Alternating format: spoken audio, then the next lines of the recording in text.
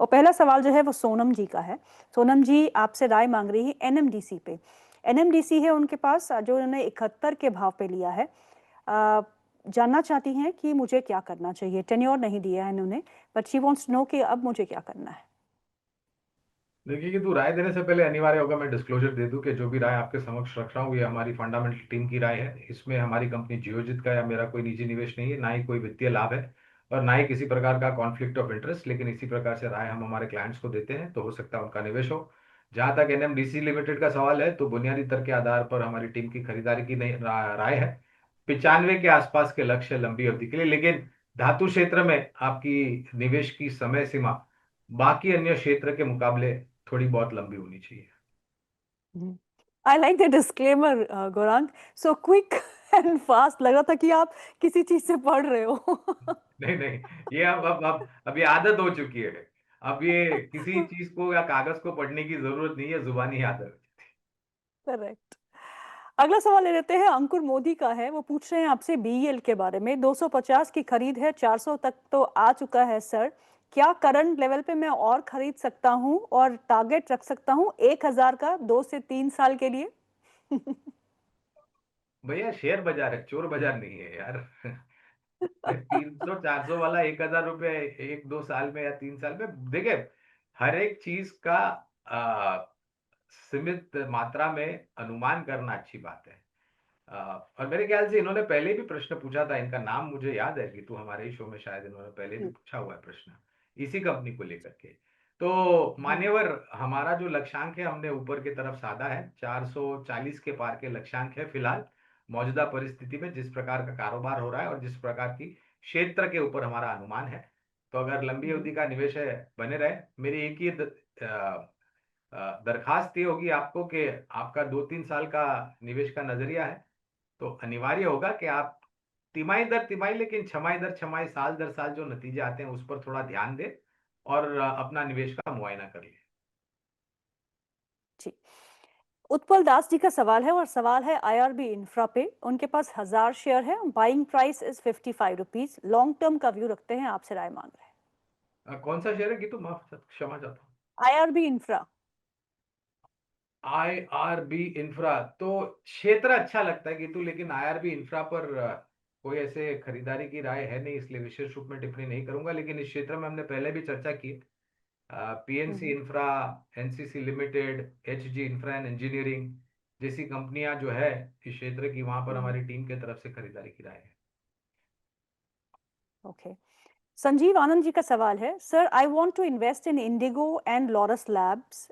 Should I invest on current levels? और आपका view fundamentally क्या है दोनों ही स्टॉक्स पे? तो इंटरग्लोब एविएशन पर खरीदारी की राय है लंबी अवधि के लिए। लेकिन मैं एक ही चीज कहना चाहूंगा जो मैं हर बार करता हूँ, तो गीतू के पूरी ताकत लगा करके निवेश मत कीजिए।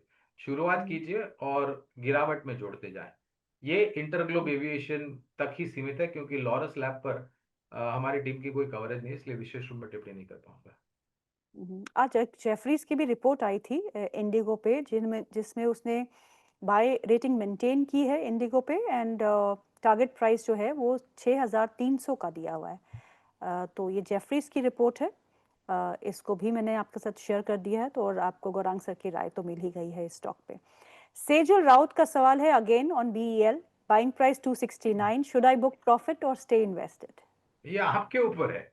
आप अगर आपके पास समय सीमा नहीं है तो आप अपने बुद्धिमत्ता का प्रयोग कीजिए। लेकिन जैसे मैंने पहले इसी प्रश्न का उत्तर देते हुए कहा कि 440 के पार के लक्ष्यांक है हमारे, लेकिन वो लंबी अवधि के लिए। ओके। मोहित पाल सिंह जी का सवाल है, वो हमें लुधियाना से लिख रहे हैं। वेरी गुड आफ्टरनून सर, मेरे पास 500 शेयर है सेल के, स्टील अथॉरिटी ऑफ इंडिया के 104 के स्तर पे। टाइम होराइजन है 3 साल का। मुझे प्लीज गाइड कर दीजिए। तो धातु क्षेत्र में क्षेत्र पसंद आता है, ये डिस्क्लोजर है तो, लेकिन सेल पर कवरेज नहीं, इसलिए विशेष रूप में टिप्पणी नहीं करूंगा। Tata steel, JSW steel, JSPL, Hindalco, Vedanta, NMDC की हमने चर्चा करी। इन सब हम्म, पर हमारी लंबी अवधि के लिए खरीदारी की राय है। समय सीमा हम्म, अनिवार्य है, केवल जो शेयर हम्म, इन्होंने निवेश किया वहां पर हमारी कवरेज नहीं है।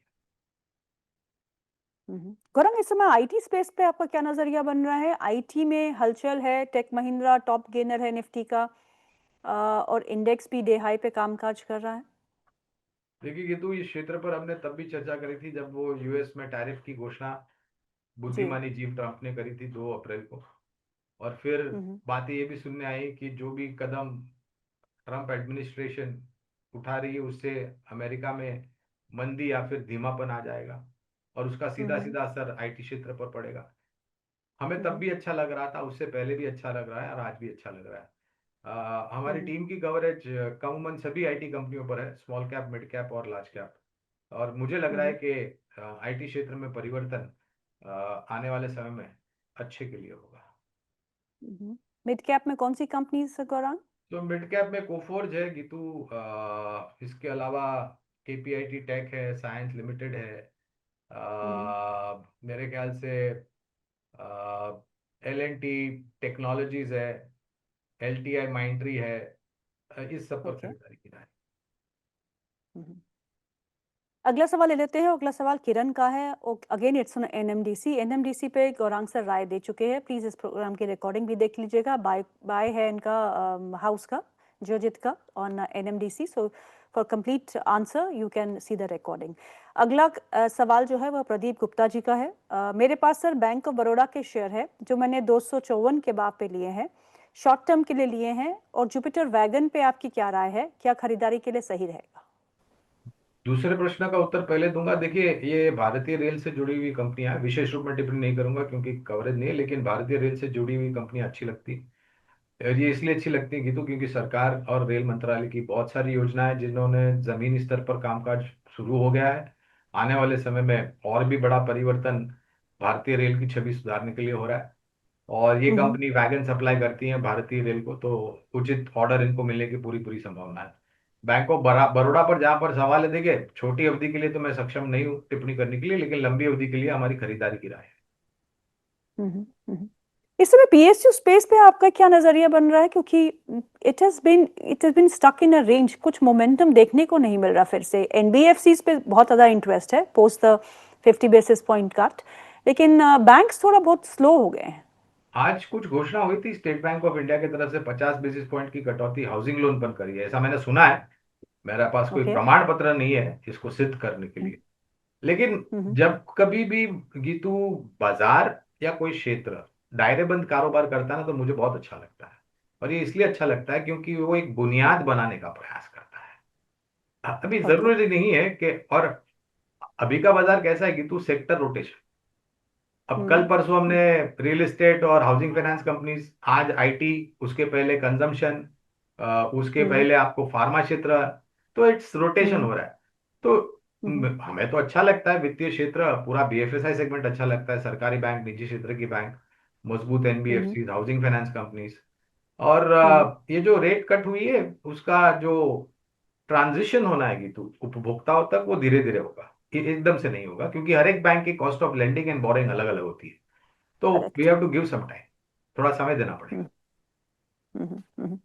और एनबीएफसीज पे आपका क्या नजरिया है? So you are positive on NBFCs, जी एंड इफ बिल्कुल। यस, और आज जो एक कौन शेयर सी का कंपनी? विभाजन हुआ है और बोनस एडजस्टमेंट हुआ है बजाज फाइनेंस, मेरे ख्याल से एक बहुत बड़ा मौका है लोगों को लंबी अवधि के लिए निवेश करने के लिए। हमारी खरीदारी की राय है बजाज फाइनेंस हम्म। पर, L finance, Shriram finance, Cholamandalam investments, Sundaram finance, MLM finance, इन सभी पर हम्म। खरीदारी। और अगला सवाल भी इसी पे था। जितेंद्र कुमार जैन जी का। गौरांग सर, क्या बजाज फाइनेंस लॉन्ग टर्म के लिए खरीद सकते हैं?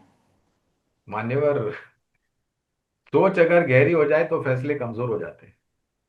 तो सोच इतनी गहरी हम्म। मत कीजिए कि आपके फैसले कमजोर हो जाए। जैसे मैंने अभी बताया, बजाज फाइनेंस पर लंबी अवधि के लिए हमारी खरीदारी की राय है। और टारगेट क्या है Gaurang, if I may ask? देखिए अनुमानित बता सकता हूँ कि तो ये निर्भर करता है कि नतीजे कैसे निकले। मेरे ख्याल से 15-20% का लंबी अवधि में आपको ओके। मुनाफा बिल्कुल मिलना चाहिए। ओके। प्रिया लालवानी जी का सवाल है। वो पूछ रही है एचसीसी के बारे में। उनके पास 3000 शेयर है जो उन्होंने 49 के प्राइस पे लिए हैं। मैं बेच के निकल जाऊं, होल्ड करूं, या एवरेज की सलाह देंगे आप? ये एचसीसी हिंदुस्तान कंस्ट्रक्शन कंपनी के ऊपर प्रश्न है कि तो ये करेक्ट। हमारी कवरेज में नहीं है और ये कमजोर कंपनी है। इतनी चेतावनी हम्म। बिल्कुल दे सकता हूं इनको, तो थोड़ा सावधान रहे। हमने जैसे हम्म। बताया, निर्माण कार्य में NCC, PNC infra, Hg infra and engineering जैसी जो कंपनियां हैं वो हमारी हम्म। रिसर्च टीम को पसंद आती है। ओके। प्रदीप गुप्ता जी का सवाल है। प्रदीप गुप्ता जी के पास ओएनजीसी के 60 शेयर है जो उन्होंने 260 के भाव पे लिए हैं। वो आपसे जानना चाहते हैं कि इसमें क्या करना चाहिए, और आरवीएनएल पे भी आपसे एडवाइस मांग रहे हैं। देखिए, आरबीएनएल पर मैंने अभी पूरा क्षेत्र पर टिप्पणी करी, वही आप मान करके चले। जहां तक हम्म। सवाल ओएनजीसी का है, oil and natural gas commission corporation of India, तो लंबी हम्म। अवधि के लिए हमारी टीम की तरफ से खरीदारी की राय है। हम्म। चलिए, अब ओएनजीसी का सवाल आ ही चुका है और क्रूड की बात भी कर लेते हैं। जैसे कि आपने ओपनिंग रिमार्क्स में कहा कि क्रूड जो है $77 के आसपास भी चला गया था। 65 से सीधा छलांग जो है वो उसने 75 77 के लेवल्स तक लगाई थी।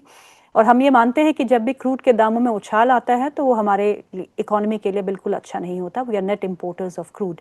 और उसके चलते हमने देखा कि ओएमसीज में दबाव फ्राइडे को के सेशन में रहा, लेकिन आज उभर के वापस जो है वो हरे निशान में कामकाज कर रहे हैं। वहीं अगर हम अपस्ट्रीम कंपनीज की बात करें, जैसे कि आपका ओएनजीसी, जैसे कि आपका ऑयल इंडिया, वहाँ पे फ्राइडे को भी उछाल था और आज भी जो कंटिन्यूटी है उनके मोमेंटम में देखने को मिल रही है। सो इस समय अगर ऑयल एंड गैस स्पेस पे बेट करना हो, पहले तो ये सवाल होगा कि क्या आपको लगता है कि ऑयल, क्रूड ऑयल के प्राइसेस जो है वो इससे भी ऊपर जाएंगे, और उस सिनेरियो में क्या करना चाहिए? और अगर आपको नहीं लगता कि इट विल गो बियॉन्ड $80, तो उस सिनेरियो में क्या करना चाहिए? देखिए, इस पर मैं अनुमान लगाऊंगा इसका कोई मतलब नहीं है कि, तो क्योंकि ये डेवलपिंग स्टोरी है। कल जिस जी। तरीके से खबरें आई थी कि इसराइल ने ईरान के 2/3 सबसे बड़ी उत्पादन क्षमता है वहां पर हम्म। आक्रमण किया, और जी। नेचुरल गैस और कुछ ऑयल रिफाइनरीज में आग लग गई है। तो हम्म। और ईरान, जहां तक ईरान का सवाल है गीतू, और जो मेरी जानकारी है, दूसरा सबसे बड़ा देश है, कच्चे तेल का उत्पादन होता है वहां पर। और तीसरा, चौथा माफ कीजिएगा, सबसे बड़ा देश है जहां पर कुदरती गैस, नेचुरल गैस का उत्पादन होता है। जी। और एक महत्वपूर्ण बात यह है कि एक यातायात करने का मार्ग है, समुद्र, जिसे स्ट्रेट हम्म। ऑफ हॉर्मुज कहते हैं, जो 3 देशों के नियंत्रण में है, उसमें से एक देश ईरान है। और ईरान ने इतिहास में पहले भी टिप्पणी करी थी कि वो उस स्ट्रेट ऑफ हॉर्मुज पर प्रतिबंध लगाएगा। अब ये इसलिए करेक्ट। जरूरी है जानना क्योंकि करीबन 20% के आसपास का जो पूरा विश्व भर में कच्चा तेल हम्म। और नेचुरल गैस का आवागमन होता है वो इधर से होता है।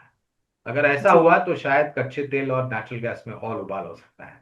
जहां तक रहा सवाल, जो क्षमता है जहां पर हमला किया इसराइल ने, अब वो जांच करने को पता चलेगा कि कितना नुकसान हुआ है और कितना जल्द हम्म। उस नुकसान की भरपाई हो सकती है और कामकाज फिर से नॉर्मलाइजेशन हो जाता है, साधारण हो सकता है।